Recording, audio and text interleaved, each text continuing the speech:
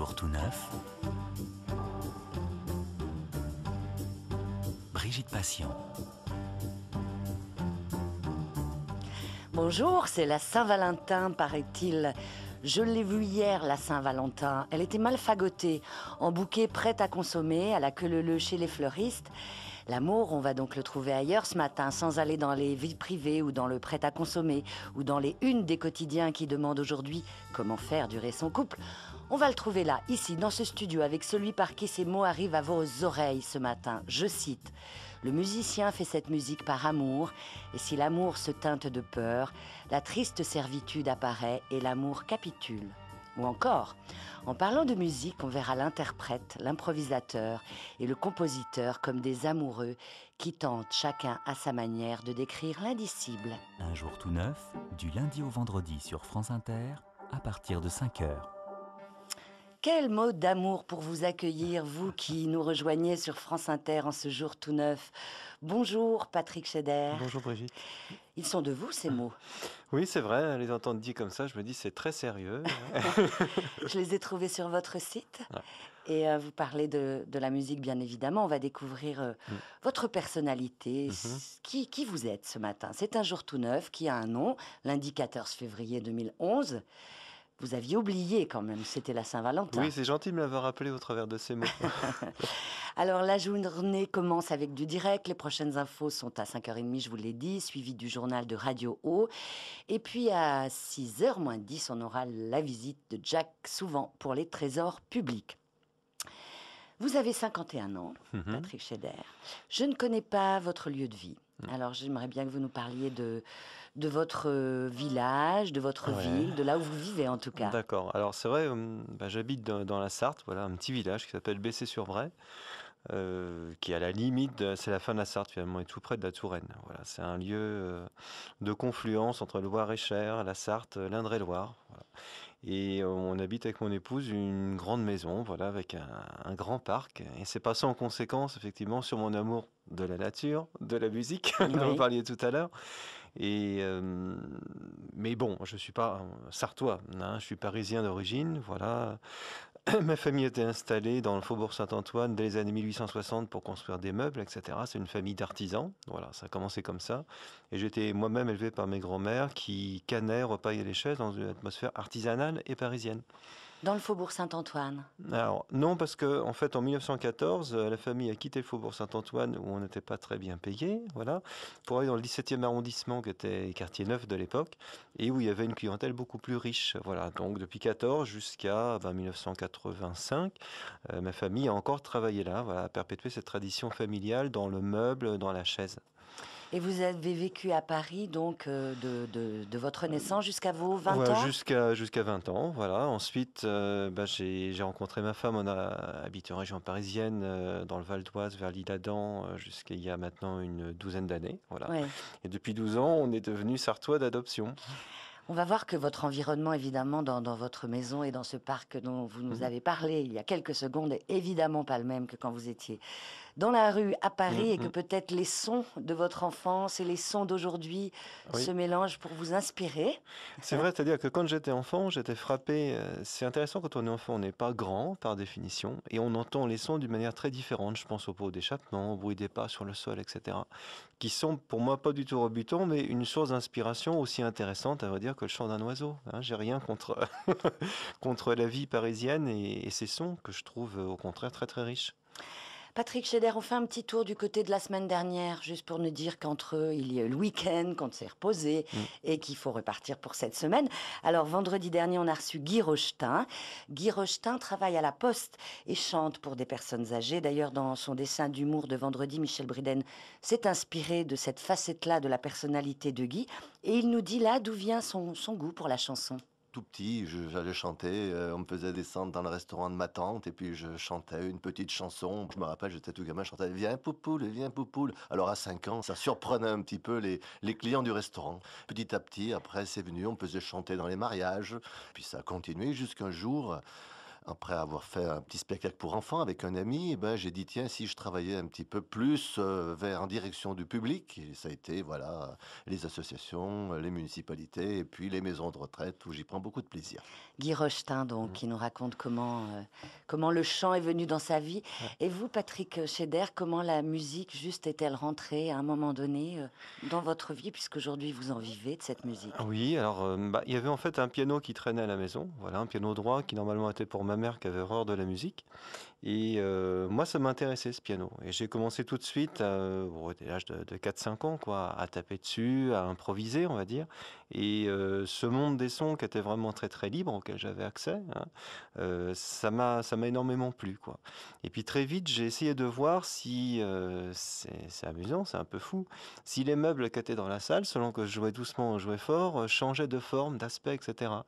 C'est-à-dire, je me disais: «Est-ce que le son a une incidence sur ce qui m'entoure?» Voilà, bon, j'avais pas de public à part les chaises. Vous pensiez qu'en tapant sur le clavier, Ouais, ça changeait quelque chose. la forme des objets qui étaient là près de vous? Voilà, ça modifiait quelque chose dans l'air et sur ce qui m'entourait. Alors, en tout cas, ça modifiait moi ma vision de ces objets-là, c'était déjà quelque chose. Et je crois que c'est comme ça que ça a commencé, hein, mais d'une manière très très instinctive, quoi. Donc par une approche très libre. Et puis après, bon, comme on a vu que la musique me plaisait, j'ai commencé à avoir des cours de piano, hein. Mais j'ai toujours continué parallèlement, d'une part à improviser, à faire mes propres créations, et d'autre part à jouer aussi la musique des autres. Vous étiez un drôle de petit garçon pour avoir ces idées de déformation des meubles qui vous entouraient en Oui, fonction c'est vrai. des sons. C'est vrai, mais je reviens à l'intervention de votre invité précédent. Guy Rochetin? Ouais, ce qu'il a dit me touche parce que par deux choses. D'abord, j'ai été élevé en grande partie par une arrière-grand-mère qui était née en 1892, une personne vraiment d'une autre époque. Et elle se souvenait que Viens Poupoule, justement, c'était quand elle était jeune, une chanson vraiment très à la mode. Maintenant, c'est dépassé, même si tout Oui. le monde la connaît. Et puis, en ce qui concerne les chants, ben, c'était la boutique qui était à côté de celle de mes grands-mères. C'était un café et les gens, quand ils avaient un peu bu, ils chantaient beaucoup. Voilà, Ah, j'ai deux sources comme ah ça. oui, vous étiez donc près d'un café. Oui, tout à fait. C'était le commerce d'à côté, voilà, avec des hauts, des bas, parfois des gens qui se faisaient sortir, des cris, ensuite des chants, le calme, Ah de oui, nouveau au des niveau du cris. son, vous étiez gâté Oui, là. c'était assez riche. Il y a des plantes totalement solaires comme le millepertuis.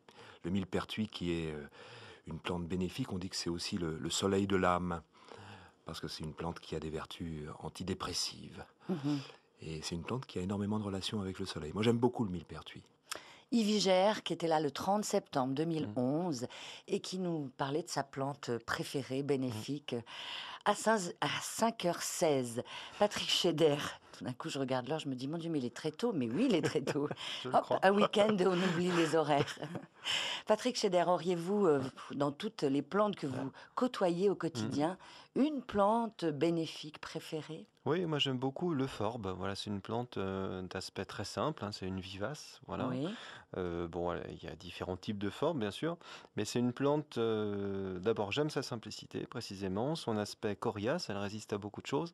Et c'est aussi une plante très utile dans les jardins parce qu'on dit, bon, qu'elle éloigne les lapins lorsqu'ils veulent manger les choses qu'il y a dans le potager. Voilà, parce qu'effectivement, il y a un liquide blanchâtre à l'intérieur qui leur est nocif. Oui. Et si jamais essayent de manger ça, ils se sentent très très mal. Du coup, c'est un moyen, parmi d'autres, de les éloigner un peu. Mais c'est juste une histoire ou... Non, c'est vrai, c'est Bon. vrai, c'est vrai, mais bon, pour éloigner les lapins, il en faut à mon avis beaucoup plus. Patrick Scheder, racontez-nous alors. On a compris donc que vous jouiez du piano. Ouais, Vous avez parlé tout à l'heure de votre enfance dans Paris, dans ouais, la tout à fait. capitale, Mm. avec des parents qui, eux, vous laissaient au bon soin des grands-parents. Mhm.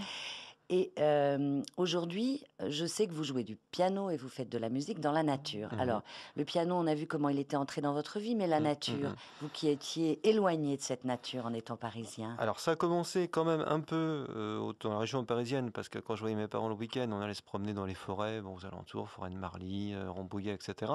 Donc ça, j'ai d'excellents souvenirs, surtout de l'odeur des feuilles mortes, voilà, qui se décomposent. Je me souviens parfaitement de ça. Et puis c'est vrai que depuis qu'on habite en Sarthe et on a une maison avec beaucoup de terrain. Et puis, on habite aussi près des châteaux de la Loire. Ça, c'est un élément important. Ma sensibilité, je crois, elle s'est vraiment beaucoup développée grâce à ça. Et c'est au retour d'une excursion qu'on a faite avec mon épouse à aller voir Chenonceau, Azel-Rideau, Chambord, etc., que j'ai eu cette idée, mais je ne saurais pas trop expliquer pourquoi. Ça reste un mystère aussi pour moi, de créer des spectacles où on associe très étroitement l'art des jardins, la musique et la littérature. Voilà. C'est vraiment né d'une conjonction de choses assez spéciales. Voilà, hein. Une émotion m'a donné cette envie-là. Et j'étais évidemment pas du tout préparé à côtoyer le monde du jardin, hein. J'ai une formation de pianiste, voilà. Et puis, ça a été une découverte merveilleuse. D'abord parce que dans ces spectacles, je travaille avec mon épouse qui est comédienne, qui dit des textes sur le jardin, sur la nature. Et puis aussi, découvrir le monde des jardiniers. Ça a été une vraie révélation. Parce que autant le monde dit artistique commençait à m'être un peu pesant, parce que je trouve qu'il y a un surdimensionnement de l'ego qui commençait à me gêner, voilà. Et j'avais du mal à avoir des relations humaines avec mes collègues, en quelque sorte. Autant le monde du jardin, avec la simplicité des jardiniers, leur passion et leur modestie, m'a profondément touché. Et je crois que là, j'ai trouvé mon monde d'adoption presque idéal. Mais avant de découvrir ce monde des jardins et d'y travailler, vous étiez, vous l'avez dit, pianiste, donc vous vous faisiez des concerts, des Voilà. albums. C'est ça, oui, Quelle oui, tout était à fait. votre vie de... J'ai sorti 13 CD, hein, Oui. voilà, et puis effectivement, je jouais dans des salles closes, voilà. Alors, la grosse différence, c'est que lorsqu'on joue dans une salle, ma foi, bon, on téléphone au programmateur, ça lui plaît, ça lui plaît pas, on découvre la salle le jour où on joue, et basta, quoi. Donc, c'est relativement simple et bref comme rapport humain.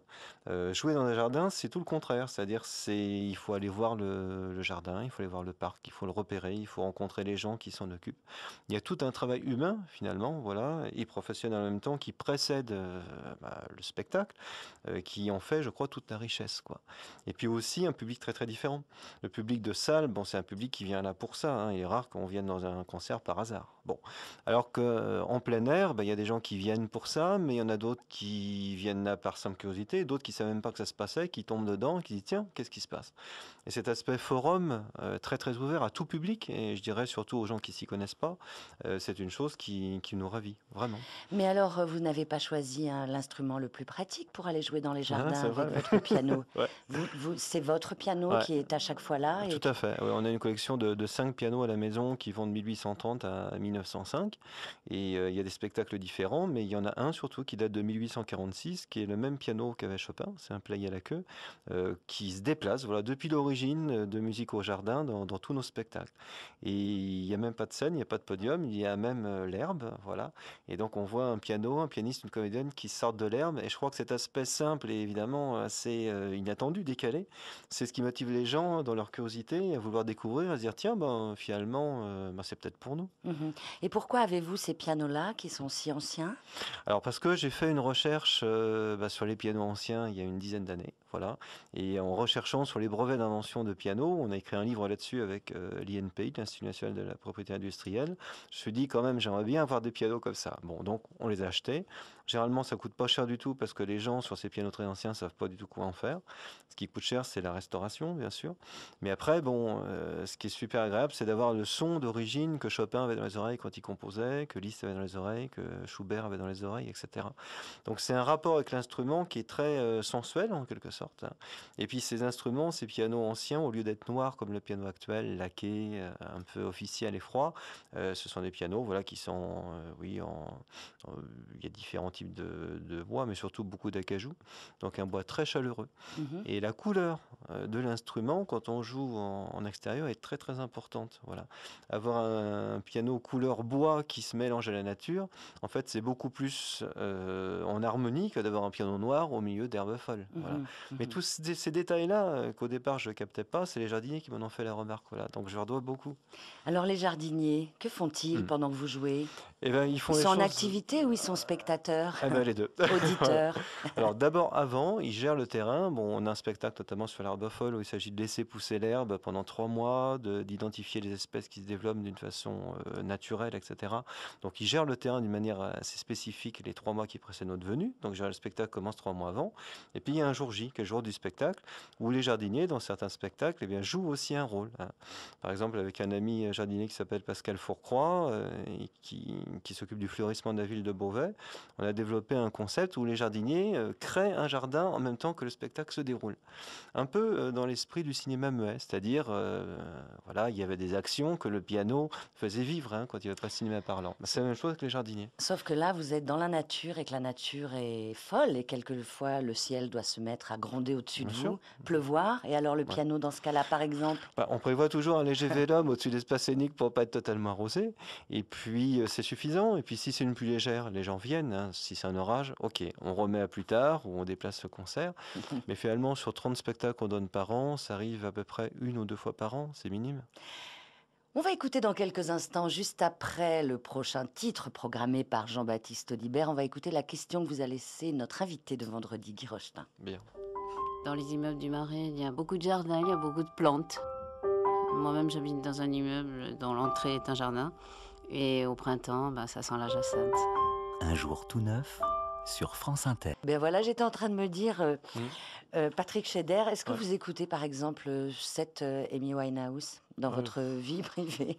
J'écoute tout un tas de musique, en fait, voilà. Et en fait, très peu de musique classique. C'est vrai. Oui, parce que j'en fais moi-même, alors j'ai pas envie d'en réentendre, voilà. Et j'écoute plutôt des chaînes généralistes que des chaînes spécialisées. J'écoute peu France Musique, je le confesse.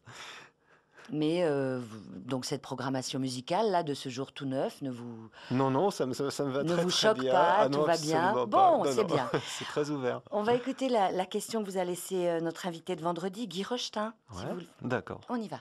Bonjour Patrick. Alors, ma question, si vous étiez un arbre, quel arbre seriez-vous? Ouh, Bah, j'en pense que le chêne, c'est bien. Voilà, on a des chênes chez nous et c'est un arbre, bah oui, c'est vrai qu'il est altier, quoi, voilà. Il perd ses feuilles difficilement, il est très opiniâtre, voilà, c'est parmi les derniers qui les perdent. Et j'aime son aspect élancé, en même temps très très robuste, quoi. Il y a, voilà, oui, c'est costaud, hein, c'est ouais, signe de longévité. ouais. Et puis s'il y en avait un second, ce serait le peuplier pour les raisons inverses. Voilà, la souplesse, parce que je pense qu'effectivement il faut les deux. Et puis le peuplier a ceci d'intéressant pour un musicien que ses feuilles font un bruit vraiment très très spécial au vent. Voilà. Et que dans les jardins, où il y a des jardins et 5 sens, par exemple, qui sont censés exciter aussi l'oreille autant que l'odorat, le peuplier est utilisé pour ce bruit voilà, de frottement permanent qui est très poétique. Quel genre de jardin préférez-vous, Patrick Scheder? Enfin voilà, vous en avez visité Ouais, beaucoup, donc j'en visite à peu près une centaine par an et j'aime les deux opposés. J'aime les jardins très sauvages, très fous, voilà. Hein, et je pense là, on n'est pas loin du parc en Citroën. Il y a le jardin en mouvement de Gilles Clément là-bas, c'est quelque chose qui me parle bien. Mais j'aime aussi certains parcs dans l'esprit de le nôtre, voilà, parce que je pense que le jardin, c'est ces deux aspects-là, un aspect parfois très tenu, et parfois un aspect qui semble relâché, et c'est le mélange des deux hein, qui fait toute la beauté des parcs. Et on pense souvent que le nôtre s'était tiré au cordeau. Effectivement, il y a des choses qui sont extrêmement ordonnées. Mais dans les parcs de le nôtre, et hélas, maintenant ça a disparu, il y avait aussi des aspects très, très baroques, irréguliers. Ils ont disparu parce qu'ils étaient très difficiles à entretenir. Mais il y avait les deux aspects, l'aspect fou et l'aspect rangé. on verra si chez vous, dans votre parc, c'est relâché ou tenu. Tous les matins de la semaine, de 5h à 6h, un jour tout neuf. Brigitte Patient vous invite à ouvrir la journée en direct des studios de France Inter. On est en direct depuis 5 heures. Alors bien sûr, si vous ouvrez juste un œil, vous avez raté la première partie de cette émission du jour tout neuf avec notre invité Patrick Scheder, qui un jour a décroché le téléphone pour nous dire « Moi, j'ai envie de venir ». Ça s'est passé aussi simplement que Oui, cela? parce que je me lève tôt le matin, voilà, donc j'ai entendu souvent l'émission, et puis ce que j'ai beaucoup apprécié, c'est le fait de donner la parole à tout le monde potentiellement, ça me paraît important, parce que c'est tout le monde qui fait la vie sociale, ce ne sont pas des têtes d'affiche, voilà. Les têtes d'affiche peuvent parler de ce qui se passe parce qu'il y a tout le monde derrière, donc ça me paraît extrêmement essentiel. Voilà. Et puis, je pense que c'est aussi une démarche susceptible d'intéresser un plus grand public, voilà, plutôt qu'un public spécialisé. Ça recoupe un peu ce qu'on Hmm. fait dans Musique au Jardin, dans l'esprit. Oui, vous êtes pianiste, donc on Mhm. vient de le comprendre là avec Musique au Jardin, et vous jouez dans les jardins. Mm. Et je vous présente quelqu'un qui peut arpenter les jardins s'ils sont publics, c'est Jack Souvent. Pour les... Enchanté. vous êtes là, vous ne bougez pas, Jack, pour votre chronique Les Trésors publics à 6h moins 10.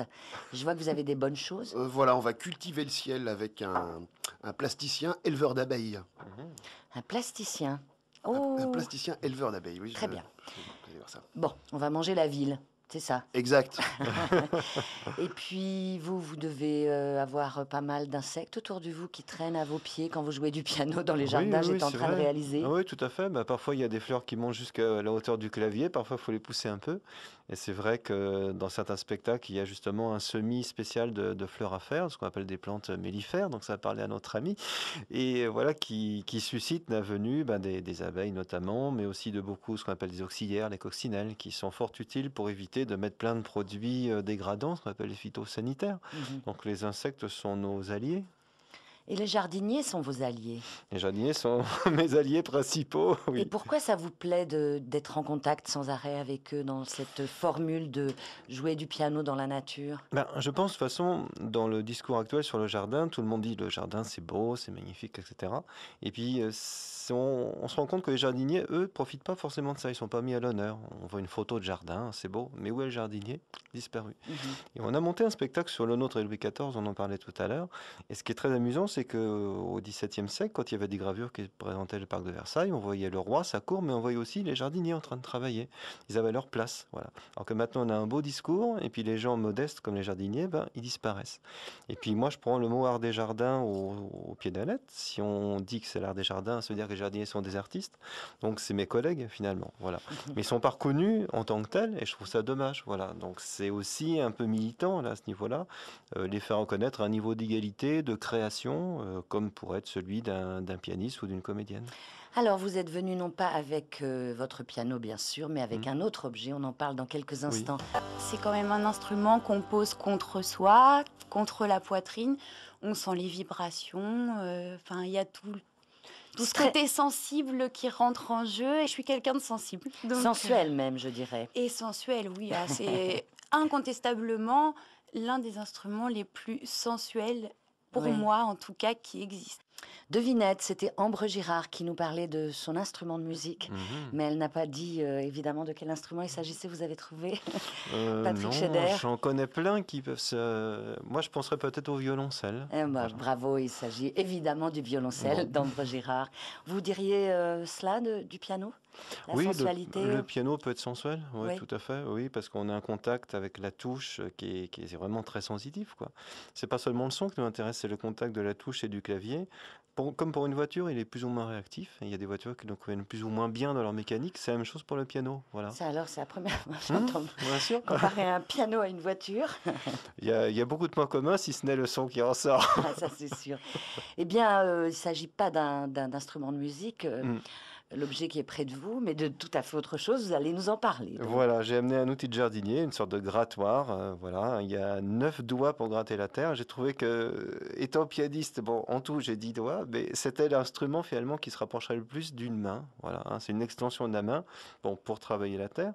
Mais voilà, je trouve qu'il y a un rapport entre mon métier, celui des jardiniers, voilà, et puis un peu l'entente qui nous lie. Donc voilà, l'opportunité d'instrument. Mais vous qui vous intéressez non seulement à la musique, mais au son et au son de l'instrument, est-ce que cet instrument-là, cet objet-là, fait un joli Oui, son? c'est pas mal parce qu'il y a des lamelles, voilà.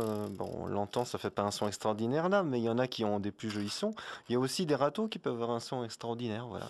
On a monté tout un spectacle où les jardiniers passent du râteau, du balai, d'une manière spéciale, parce qu'on peut le faire sur des tuiles, par exemple, cassées, sur du gravier. Ça fait des sons très différents. Et je pense qu'une des raisons pour lesquelles on travaille beaucoup avec les jardiniers, avec mon épouse, c'est le domaine du son. son, parce qu'on a le domaine du son en commun absolument. Voilà. Parfois ils taillent, etc. En direct. Mais juste, avez-vous un programme établi Mhm. ou est-ce que vous improvisez de A à Z quand vous êtes dans les jardins avec votre piano? Alors il y a un mélange des deux en fait, hein, puisqu'on alterne des textes bon, qui peuvent être de Georges Sand ou paysagiste Gilles Clément, et il y a de la musique donc qui alterne. Et il y a un mélange de musique apprise, écrite, et puis un mélange d'improvisation. Tiens, là je suis toujours enfant, comme tout à l'heure on racontait, j'ai commencé par l'improvisation, parce que je pense que l'improvisation finalement c'est ce qui colle le mieux peut-être à fait de faire de la musique en plein air. On est suscité dans notre émotion par les oiseaux voilà, qui vont chanter, les gens qui parlent autour de nous aussi.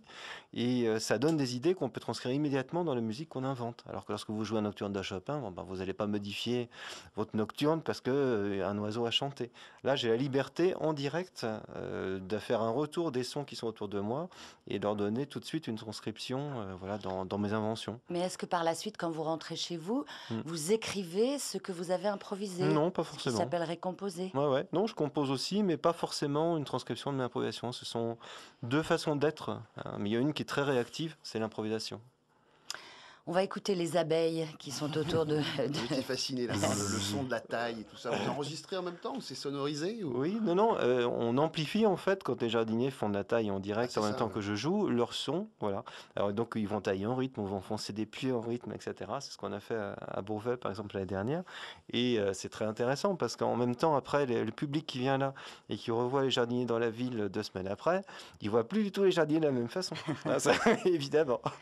Allez, on part récolter vos trésors publics dans quelques instants. Ben, bonjour. Bon, Ici. réveillez-vous. Allez.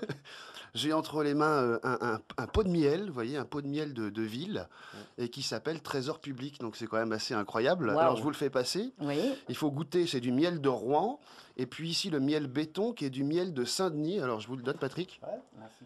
Voilà, et je vais vous raconter l'histoire d'Olivier Darnay et du Parti politique. En fait, tout a commencé par une installation plastique dans l'espace public. Olivier Darnay décide de poser 80 000 abeilles sur le trottoir, une ruche urbaine, qu'il nomme pollinisateur urbain, pour fabriquer du miel urbain que vous êtes en train de Il goûter. est bon, hein. Alors, a priori, on peut se demander ce qu'elles vont butiner, ces abeilles en ville. On peut même se dire que ce qu'elles vont trouver ne sera pas très bon. Eh bien, détrompez-vous, le miel que vous êtes en train de goûter contient 250 sortes de pollen différents. Et la surprise, c'est que l'on rencontre plus de diversité végétale en ville qu'à la campagne. On trouve dans ce miel de ville des pollens logiques de jardin, mais aussi des fleurs équatoriales d'Argentine et même du pollen de baobab. D'abord, ça a un goût, la ville. C'était la première surprise. Et que du coup, même la ville, elle se mangeait. Et manger son quartier, déjà, c'est une drôle d'expérience. Non, mais ça nous relie au territoire, surtout lorsqu'on a le sentiment d'être un peu dans une culture hors sol. C'est-à-dire que lorsqu'on habite la ville, pour peu que l'on fasse un métier qui, évidemment, peut difficilement être agricole, enfin relié à la terre ou à je sais pas quoi, ou aux saisons, ou à la patience des saisons, etc. Cette façon qu'on a d'être déconnecté du milieu, on va dire, fait que d'un seul coup, remanger quelque chose qui a priori ne devait pas se manger là, ou en tout cas ne devait pas être produit là, c'est quand même une drôle d'histoire. Donc se retrouver en Seine-Saint-Denis à manger le quartier que l'on habite et surtout être en mesure de le partager, c'est-à-dire que moi j'en mange pas beaucoup de miel, donc je me retrouve évidemment en petit producteur à partager quelque chose qui est finalement un bien commun, puisque ces abeilles, elles pollinisent et elles butinent dans un périmètre dont je ne suis pas propriétaire. Et donc c'est assez drôlement intéressant parce qu'elles fabriquent un butin qui devient commun finalement parce que les espaces sont communs, quoi. Donc elles concentrent en un point et en un pot de miel du commun et des aventures de graines, de plantes, d'hommes, de véhicules de graines, de choses qui fabriquent cette complexité. Et c'est en fait toute la prospection qu'on met en route avec le parti poétique, de savoir finalement, dans cet invisible de la ville, dans ce miel qu'on est nous incapables de faire, qu'est-ce que cette sorte de plus-value là au territoire? Je dis ça, j'utilise ça volontairement, le terme de plus-value, parce que on en est aujourd'hui non pas uniquement à monter un parti poétique, mais plutôt à monter une banque du miel. Comment du coup la question du butinage et du butin permet d'imaginer un partage de butin? Donc, on ouvre la porte, c'est formidable, et là on a juste l'endroit où les abeilles du parti poétique et la banque du miel produisent leur butin. Voilà. Et donc on stocke, on met en pot et on fabrique de la circulation de richesse, ouais, ici. Alors qu'est-ce que c'est là? Alors là c'est un pot qui est ouvert. Dedans qu'est-ce qu'il y a? C'est un gros pot de miel de 80 kilos. Et ce qu'il faut faire, c'est mettre son doigt dedans. Donc je mets mon doigt dedans, allez. C'est presque... Mmh. Ah, Mmh. ça en est, hein. Mmh. Ah, les ours. C'est terrible. Hein. Et la ville, ça a ce goût-là. Vous avez goûté Imaginez aussi. quelqu'un qui se réveille à 5h55 et qui vous entend. C'est bon. Excellent ce miel étonnant. Alors ils ont envoyé ce miel à différents concours agricoles, ils ont gagné des médailles d'or, médailles de bronze. Et ce miel est donc d'excellente qualité, mais la démarche d'Olivier Darnay, elle est surtout intéressante, parce qu'à partir d'une œuvre artistique comme ça et des abeilles, il interroge sur notre place dans la ville, sur notre place, sur notre rapport par rapport à l'économie. Et oui, parce que les abeilles, lorsqu'elles travaillent, elles mangent du pollen, mais aussi grâce à leur jabot, elles rapportent un excédent de pollen dans les ruches. Et les abeilles, elles fabriquent du miel. Elles ne peuvent pas s'empêcher d'en fabriquer du miel. Il y a donc un surplus de biens communs. Et comment ce surplus, ce butin, ce trésor public peut-il être partagé et avec qui? C'est la question que pose la Banque du Miel, une banque qui fabrique du vivant et qu'on ira rencontrer encore au printemps prochain quand les abeilles seront réveillées. Quand elles seront en activité. Voilà. Bon, Jacques, je vois que le miel, ça vous donne de l'énergie. Ah, quel tonus, hein, Oui, bravo. bon, merci beaucoup. À lundi prochain. Et demain, nous aurons rendez-vous avec Hortense Vol. Patrick Scheder, il est l'heure de se quitter. Je voudrais juste, pour terminer, conclure cette émission, ce jour tout neuf avec vous en direct, que vous nous montriez la photo que vous avez choisie. Oui, Et vraiment, Brigitte. c'est vrai qu'il est l'heure de se quitter, donc ça va être rapide. C'est une photo qui est prise dans notre parc, voilà, qui représente une statue, une femme nue, sortant plus ou moins du bain, je sais pas. Voilà, parce que j'aime beaucoup cette petite statue, voilà, parce que comme on disait tout à l'heure, le parc c'est aussi l'endroit de la sensualité, hein, tous les sens sont en éveil, voilà. Mais les sens érotiques aussi, hein, je veux dire, on est en train de monter un spectacle sur effectivement les contes et les jardins du monde, il y a beaucoup de contes érotiques qui se passent dans des parcs. Voilà, c'est lieu de la vie. Patrick Scheder, merci beaucoup pour votre venue ici. Nous avons fabriqué ce jour tout neuf ensemble avec Philippe Castedmon à la réalisation, Pascal Baldassari et Cédric Lalanne.